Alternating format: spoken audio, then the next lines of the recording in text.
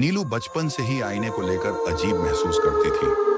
जब भी वह खुद को देखती, उसे लगता कि उसका प्रतिबिंब थोड़ी देर के लिए ठहर जाता था, जैसे कुछ सोच रहा हो।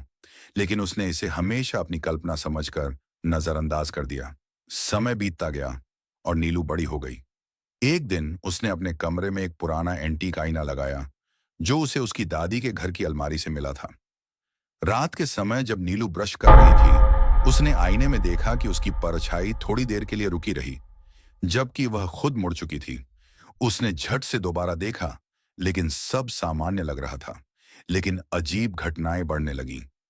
फिर एक दिन जब वह करीब जाकर खुद को गौर से देखने लगी, तो उसने महसूस किया कि उसके प्रतिबिंब की आंखें कुछ ज्यादा ही गहरी थीं, ठंडी और खाली।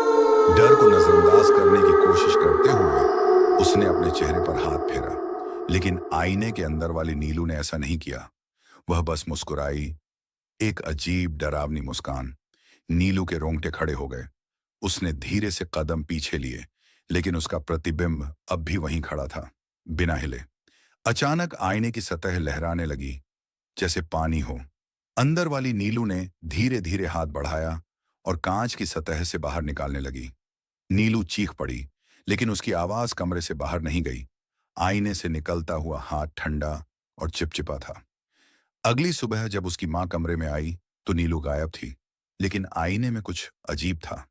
उसमें अब भी एक लड़की दिख रही थी, लेकिन उसकी आंखों में कुछ डरावना था। आईने के दूसरी तरफ कोई कैद हो चुका था।